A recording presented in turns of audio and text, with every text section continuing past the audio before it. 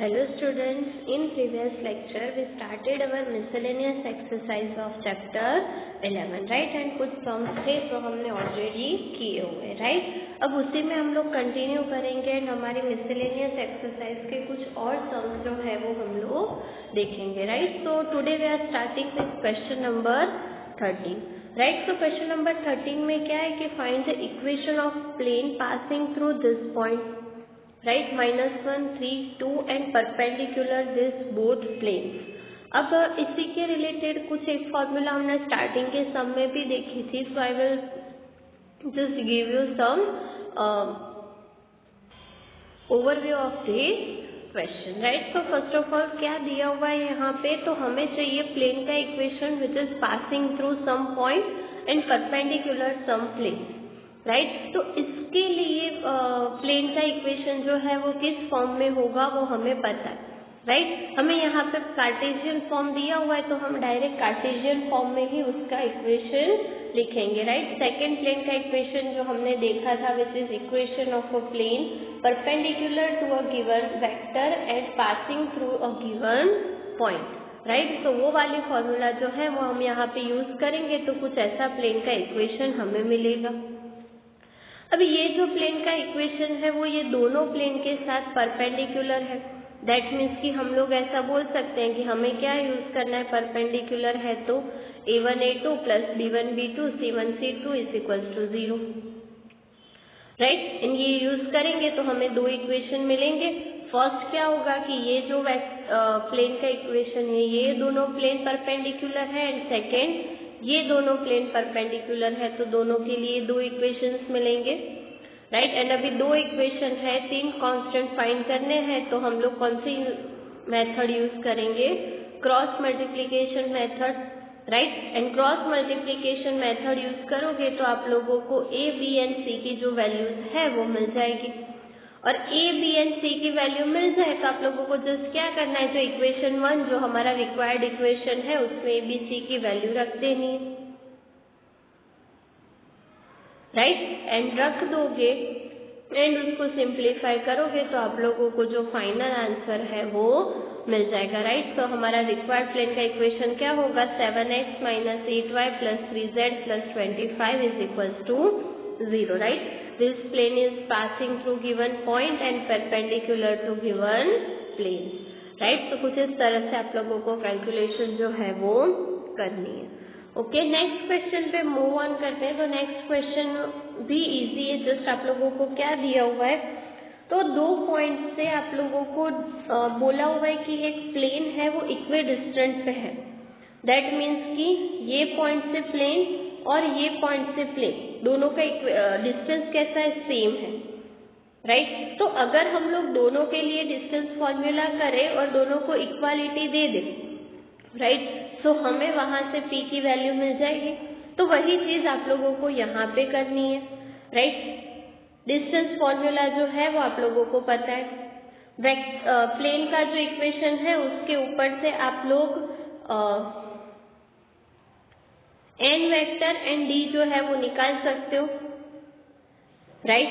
And हमारा जो r vector है वो दोनों में चेंज हो जाएगा। फर्स्ट के लिए d1 के लिए r वेक्टर होगा i cap plus j cap plus p के कैप, राइट? एंड सेकेंड के लिए r वेक्टर जो है वो हमारा होगा 3i cap plus 0j cap plus k cap, right? Then d1 d2 find करो एंड देन दोनों को इक्वालिटी में रख के फाइनल आंसर आप लोग फाइंड करोगे तो p की वैल्यू जो है वो मिल जाएगी, राइट?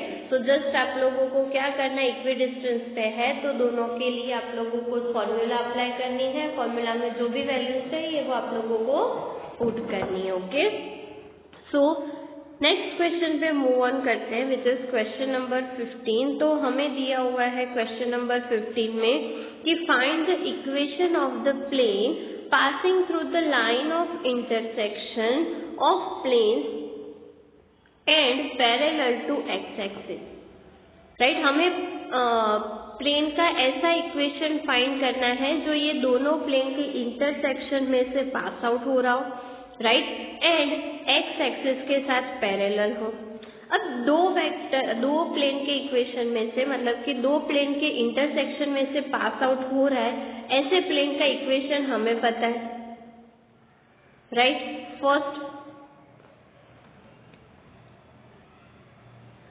फर्स्ट प्लेन का equation plus lambda into second plane का इक्वेशन, राइट। एंड इसको थोड़ा बहुत हम लोग मॉडिफाई करेंगे तो आप लोगों को आर डॉट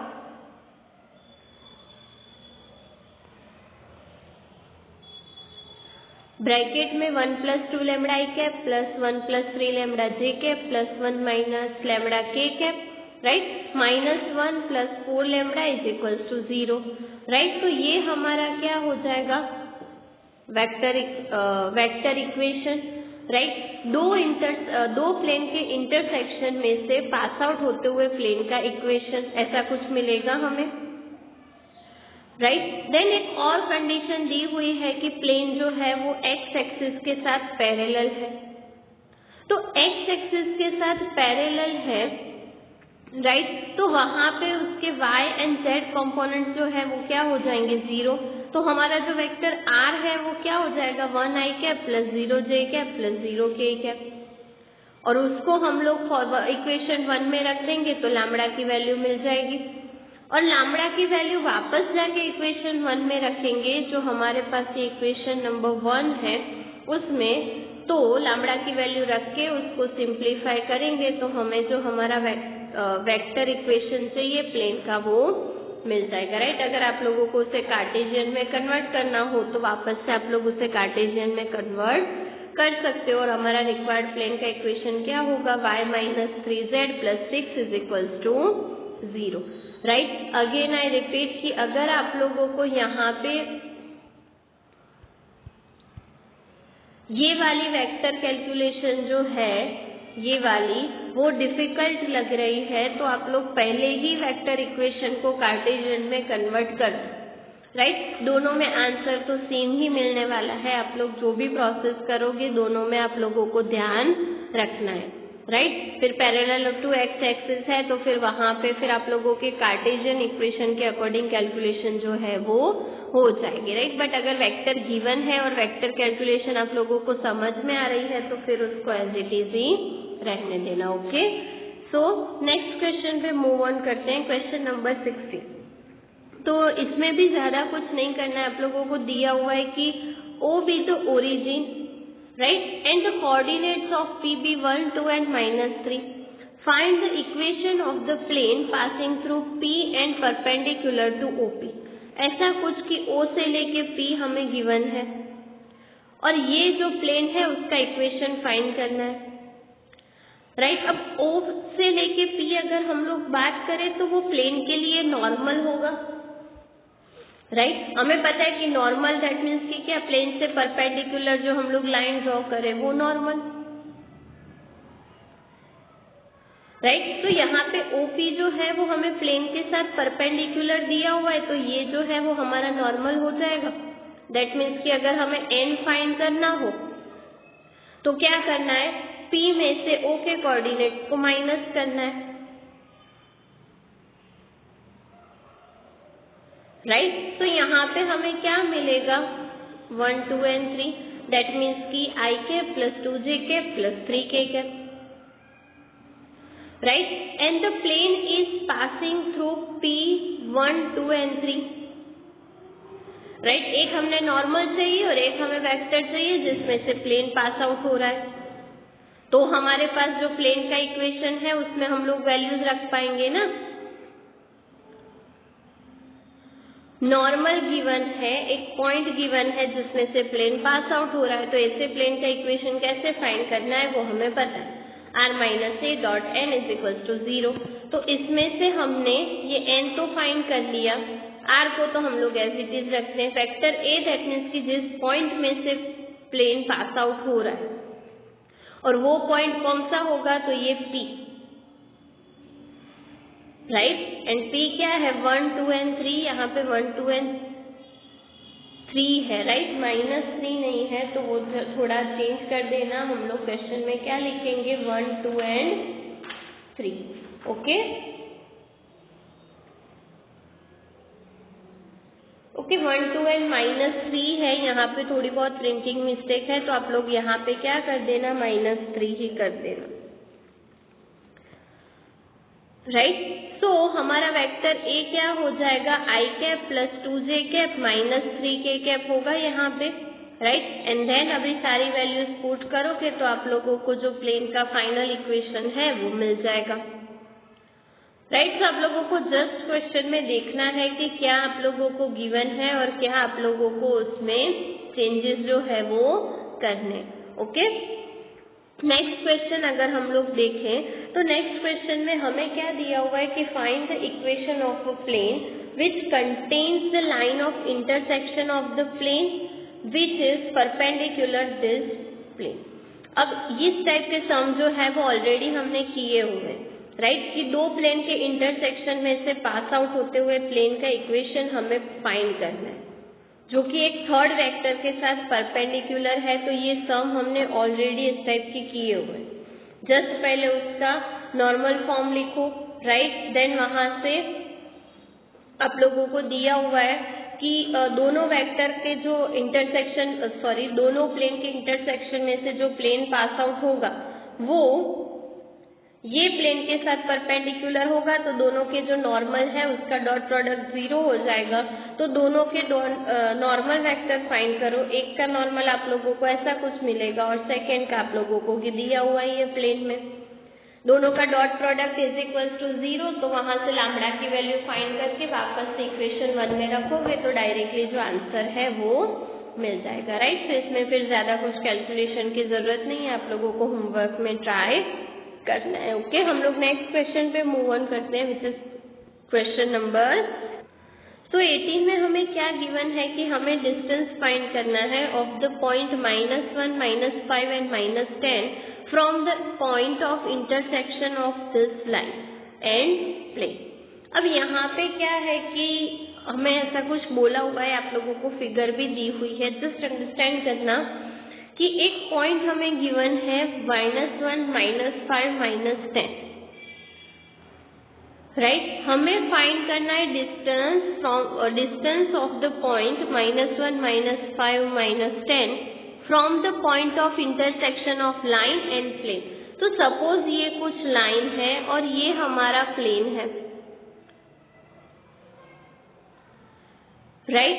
तो ये जो लाइन और प्लेन जहाँ पे इंटरसेक्ट हो रहा है, तो सपोज हम लोग ये पॉइंट ले लें कि ये P पॉइंट है जहाँ पे ये दोनों इंटरसेक्ट करेंगे, तो हमें ये पॉइंट A से ये पॉइंट P का डिस्टेंस फाइंड करना है, दैट मीन्स कि हमें AP फाइंड करना है, राइट। सब लोग क्वेश्चन को थोड़ा अच्छे से अंडरस्टैंड करोगे, फिगर देखोगे तो समझ में आ जाएगा कि आप लोगों को एग्जैक्टली क्या फाइंड करना है, राइट। तो हमें AP फाइंड करना है, उसके लिए हमें दो चीजें की, पहले A के कोऑर्डिनेट तो दिए हुए, P के कोऑर्डिनेट्स फाइंड करने हैं, सो दैट हम लोग क्या करेंगे कि डिस्टेंस फॉर्मूला यूज करके A से P का डिस्टेंस फाइंड कर पाएंगे, AP फाइंड करना है तो, राइट। तो A के कोऑर्डिनेट्स दिए हुए, हमें लाइन एंड प्लेन के इक्वेशन दिए हुए, तो उसके ऊपर से हम लोग P के कोऑर्डिनेट जो है इजीली फाइंड कर सकते हैं, राइट।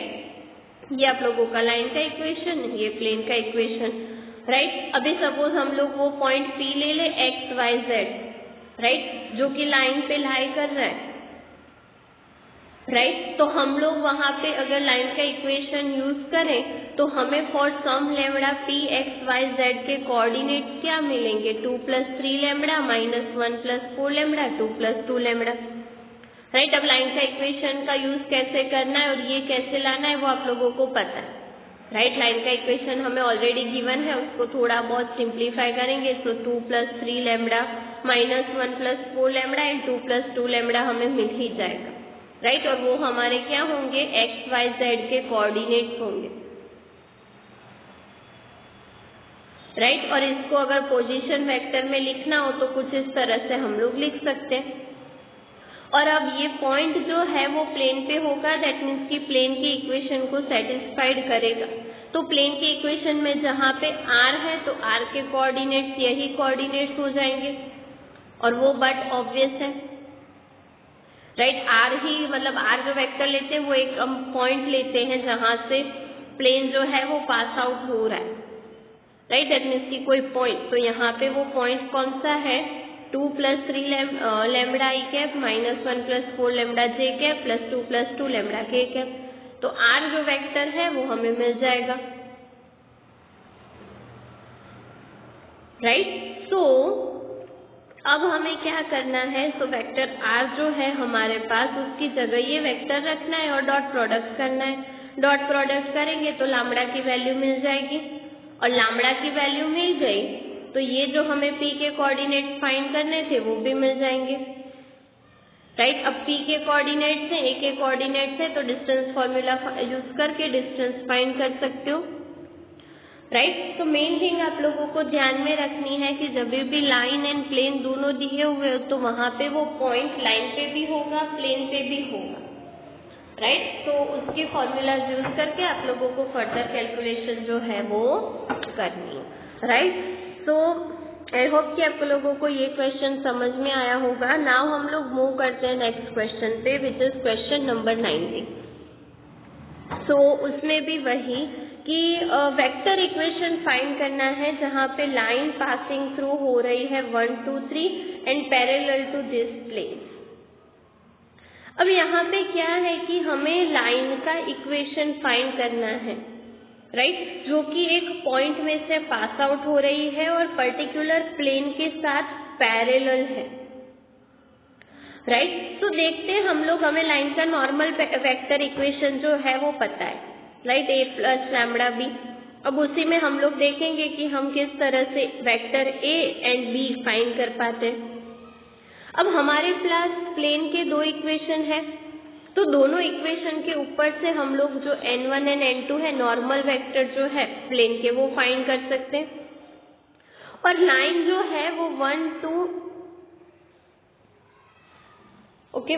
2 एंड 3 में से पास आउट होती है, राइट। ये 1 2 एंड -4 जो है वो नेक्स्ट क्वेश्चन में गिवन है, तो यहाँ पे 1 2 एंड 3 कर देना, यहाँ पे जस्ट 3, राइट। तो ये क्या हो जाएगा हमारा vector A I cap plus 2j cap plus 3k cap, right. तो हमें वेक्टर ए चाहिए था, वो तो मिल गया।